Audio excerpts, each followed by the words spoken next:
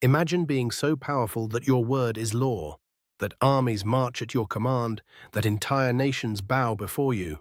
Now imagine losing your mind so completely that your own nobles petition to have you declared legally a non-person, stripped of every shred of royal authority, erased from the throne like a typo in the margins of history. This is the story of Erik XIV of Sweden, a king who was brilliant, multilingual, a master of astrology and art, and who descended into a madness so total, so spectacular, that even today historians argue over where the genius ended and the lunacy began. He allegedly ennobled a goat. He personally stabbed a nobleman to death. He married a peasant in an age when that was practically treason against your own bloodline. And in the end, the people closest to him decided the kindest thing they could do was pretend he had never been king at all.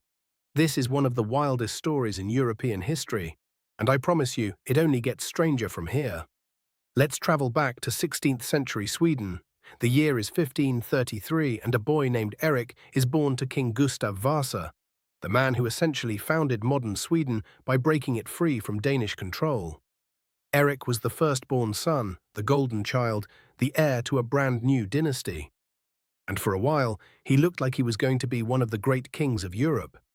Erik was genuinely brilliant. He spoke Swedish, Latin, German, French, Finnish, Italian, and possibly more. He was deeply educated in mathematics, music, and the arts. He was obsessed with astrology, not in the casual horoscope sense, but in the rigorous, mathematical Ptolemaic tradition that was still deeply respected in Renaissance Europe. He could paint, he could compose, he was charming and physically imposing. When Gustav Vasa died in 1560 and Erik took the throne at 27 years old, Sweden had every reason to be optimistic. Here was a young, intelligent, cultured king with a vision for Sweden's future as a major European power.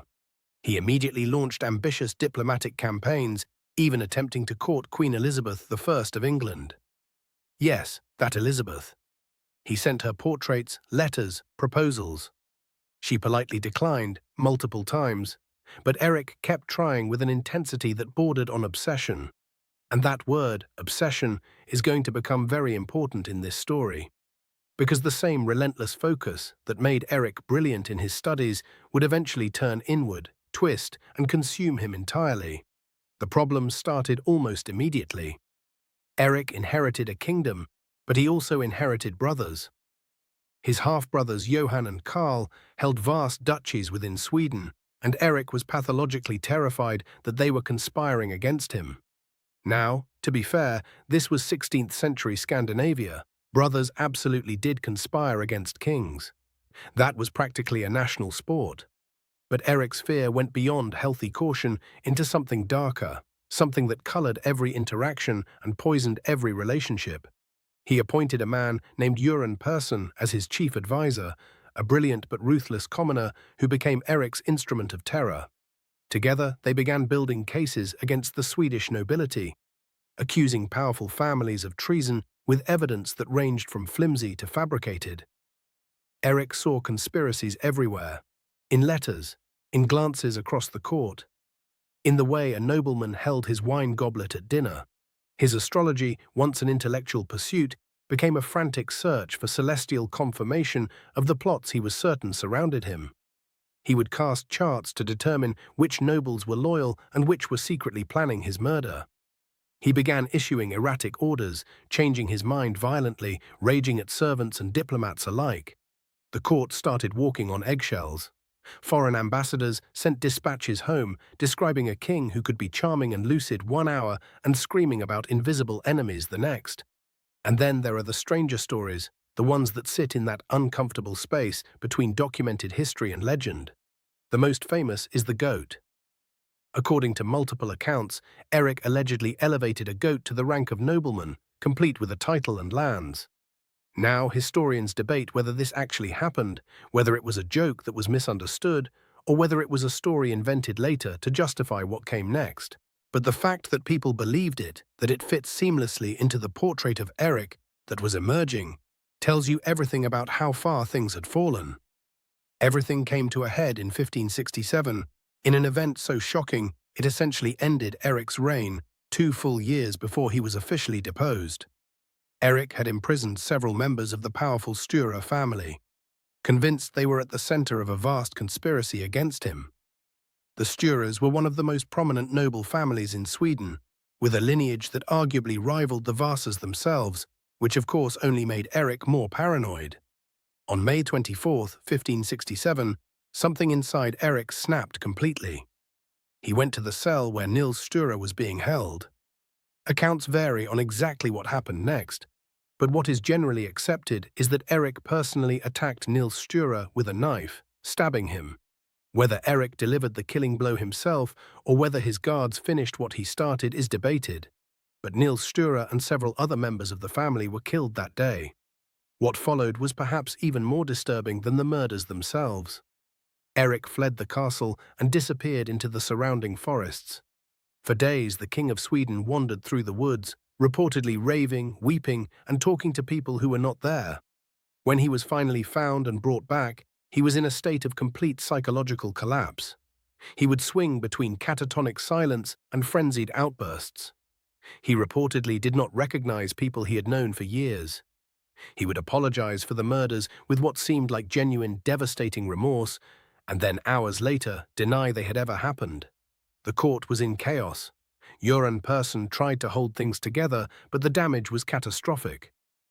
The nobility of Sweden had just watched their king personally murder one of their own and then lose his mind in the aftermath. No amount of political maneuvering could paper over that.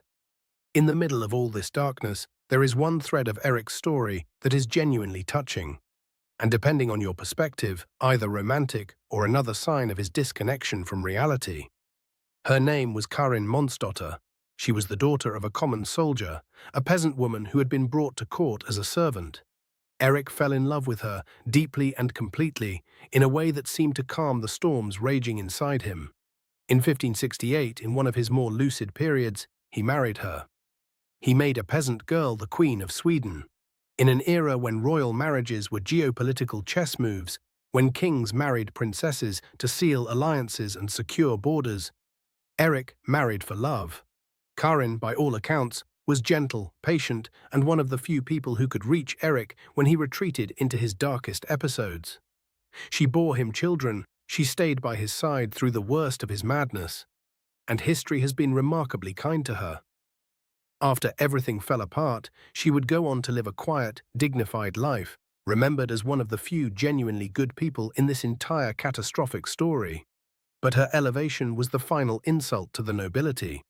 A peasant queen on the throne of Sweden, combined with the murders, the erratic behavior, the paranoia, it gave Erik's enemies everything they needed. In September 1568, Erik's half-brothers Johan and Karl launched their rebellion. The nobility rallied behind them almost universally. Erik was captured, deposed, and imprisoned. But here is where it gets truly extraordinary. The Swedish nobility did not simply remove Erik from the throne. They undertook a legal process to essentially declare him a non-person, to retroactively delegitimize his reign, to argue that his madness rendered him not just unfit to rule, but fundamentally incapable of having ever ruled legitimately. His advisor Göran Persson was executed publicly, brutally, a message to anyone who had enabled the mad king. Erik himself was moved from prison to prison for nearly a decade, kept alive but utterly powerless. Karin was separated from him. His children were taken away. And then, in 1577, Erik died. His body was exhumed centuries later, and modern forensic analysis found lethal levels of arsenic in his remains. He was almost certainly poisoned, likely on the orders of his brother Johan, now King Johan III. They could not let him live, even imprisoned, even declared a non-person. A living former king was too dangerous, so they fed him poison, probably mixed into a bowl of pea soup, and closed the book on one of the most tragic reigns in Scandinavian history. Erik XIV remains one of history's great enigmas. Was he genuinely mentally ill, suffering from what modern psychiatrists might diagnose as paranoid schizophrenia or severe bipolar disorder? Was he a brilliant man crushed by the impossible pressures of Renaissance kingship? Or was he something in between, a flawed genius in a world that had no understanding of mental illness and no mercy for a king who showed weakness? The truth is probably all of these things at once. His story is a reminder that power does not protect you from your own mind, that crowns do not cure madness, and that history is often written by the people who poisoned you. If this story fascinated you as much as it fascinates me, do me a favor. Hit that like button, subscribe to the channel if you have not already, and drop a comment below telling me what you think. Was Erik a madman, a victim, or something else entirely? I read every single comment and I genuinely want to know what you think. Until next time, stay curious and never trust a bowl of pea soup from your brother.